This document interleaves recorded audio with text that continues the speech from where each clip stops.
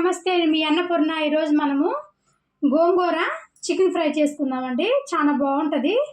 నేనైతే ఒక 1/2 kilo chicken తీసుకున్నాను. ఒక గోంగూర కట్ట, పెద్ద కట్ట ఒకటి తీసుకున్నానండి. ఇది ఎలా ఫ్రై చేసుకోవాలో చేసి చూపిస్తాను. ఇప్పుడు స్టవ్ ముట్టించుకొని నేను ఒక గిన్నె పెట్టుకున్నానండి. ఫస్ట్ మనం గోంగూర ఉడకబెట్టేసుకుందాము. ఆయిల్ వేసుకుందాము. ఒక 2 స్పూన్లు ఆయిల్ వేసేసుకొని ఆయిల్లో ఉడికించుకుందాం గోంగూరని.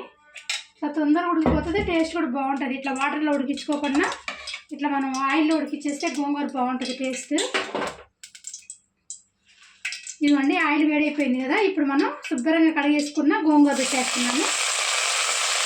2-3 సార్లు బాగా నుంచి కడుక్కోవాలండి, ఇస్తే ఉంటే పోతుంది.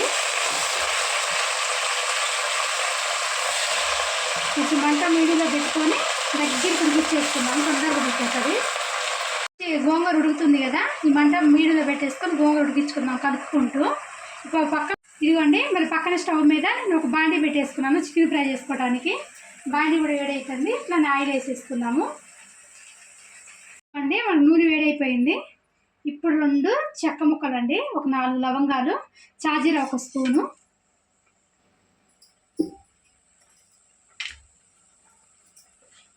కొంచెం ఫ్రై అయిపోయిన తర్వాత అట్లానే ఎల్లిపాయ అండి, ఒక ఎల్లిపాయ మొత్తం, ఒక చిన్న పాయ మొత్తం వేస్తున్నాను.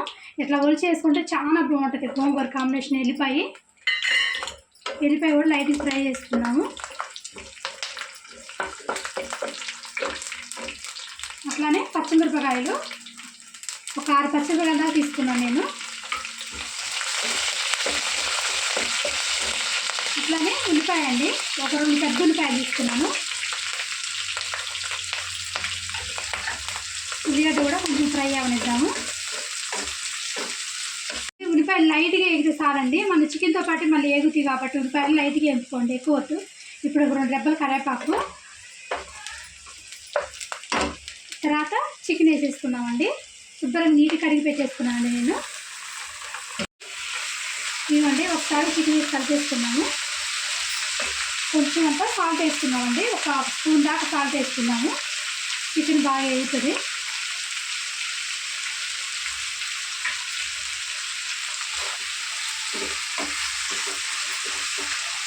చికెన్ నుంచి వాటర్ అంతా పోయి బాగా వేగాలండి. చికెన్ కలుపుకొని ఫ్రై చేసుకున్నాము, మూత పెట్టుకొని ఫ్రై చేసుకున్నాం బాగా.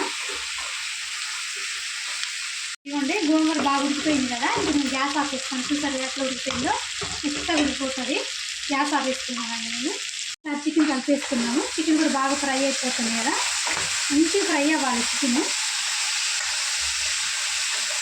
ఇట్లా మధ్యలో కలుపుకుంటూ ఫ్రై చేసుకోవాలండి.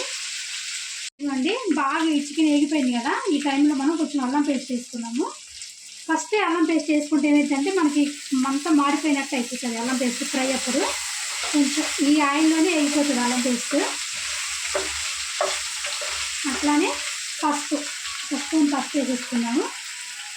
ఇవ్వండి, మనకి పసుపు, అల్లం వెల్లిగడ్డ పేస్ట్ కూడా వేగిపోయింది కదా. ఇప్పుడు కారం వేసేసుకున్నాము. కారం కొంచెం ఎక్కువ పడుతుందండి, ఎందుకంటే మనం గోంగూర వేసుకున్నాం కాబట్టి పులుపు ఉంటుంది గోంగూర, దానికి తగ్గట్టు వేసుకోవాలి. నేనైతే ఒక 2 స్పూన్ దాకా కారం వేసాను. మంట కొంచెం మీడియంలో పెట్టుకొని కారం మాడిపోకుండా ఒకసారి ఇట్లా కలిపేసేసుకోండి. చూస్తారు కదా, మంచిగా ఇట్లా ఎక్కువ పెద్ద మంట పెడితే మాడిపోతుంది కారము, టేస్ట్ మారిపోతుంది. ఉల్లిపాయ కూడా బాగా మంచి గోల్డెన్ కలర్ వేగిపోయినాయండి. ఇప్పుడు మనం దీంట్లోకి గోంగూర వేసేసుకున్నాము. ఇందాక ఉడకపెట్టేసుకున్నాం కదా గోంగూర మొత్తము నేను వేసేస్తున్నాను.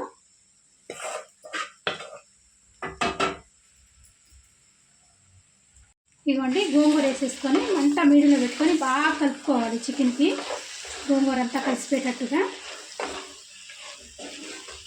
ఇదిగోండి, బాగా కలిపేసాను కదా. ఇప్పుడు మంట మీడియంలో పెట్టుకొని ఒక 2 నిమిషాలు ఇట్లా మధ్యలో కలుపుకుంటూ ఫ్రై చేసుకోండి. చూసారు కదా, ఇప్పుడు మనం చూసారండి, మంచిగా ఏగుతుంది. ఆయిల్ కూడా మొత్తం పైకి వచ్చేసింది. గోంగూర బాగా చికెన్కి బాగా పడుతుందండి. ఇట్లానే అవ్వాలి. ఇప్పుడు మనం 1 స్పూన్ ధనియాల పొడి, అట్లానే జీలకర్ర పొడి అండి, 1 స్పూన్ జీలకర్ర పొడి, కొంచెం అంత కరివేపాకు టేస్ట్ చాలా బాగుంటుందండి. దీంట్లోకి కరివేపాకు కూడా వేసుకోండి, బాగుంటుంది. ఇప్పుడు మళ్ళీ ఒకసారి కలిపేసేసుకొని ఇంకొక నిమిషం చేసుకుంటే అయిపోతుందండి ఫ్రై మనకి. చూసారు కదా ఎంత బాగా అయిందో. ఇట్లా కలిపేసేసుకొని ఒక 2 నిమిషాలు ఉంచేసుకుందాము. ఇంకా అయిపోయినట్టు ఇంకా. ఇదిగోండి బాగా ఏగిపోయింది చూస్తారు కదా, ఆయిల్ కూడా పైకి వచ్చేసిందండి, ఇంకా అయిపోయింది. ఎప్పుడైనా సరే గోంగూర ఎంత ఏగితే అంత టేస్ట్ వస్తుందండి ఈ ఫ్రైలోకి. ఇప్పుడు కొత్తిమీర వేసేసుకుందాము. కొత్తిమీర వేసుకొని గ్యాస్ ఆపేసుకుందామండి. ఇంకా నేను గ్యాస్ ఆపేస్తున్నాను అండి. అయిపోయిందండి మన గోంగూర చికెన్ ఫ్రై అండి. చాలా బాగుంటుంది టేస్ట్. అన్నంలోకి అయితే ఎంత బాగుంటుందనండి. మనం చాలా అన్నం తింటూనే తినేయచ్చు, అంత టేస్ట్ బాగుంటుంది. చపాతీ కూడా చాలా బాగుంటుందండి. మీకు నచ్చితే ట్రై చేయండి. లైక్ చేయండి, షేర్ చేయండి, సబ్స్క్రైబ్ చేసుకోండి. ఇలాంటి మరిన్ని రెసిపీస్ కోసం గంట సింబల్ని కూడా మర్చిపోకండి. సపోర్ట్ చేయండి. బాయ్.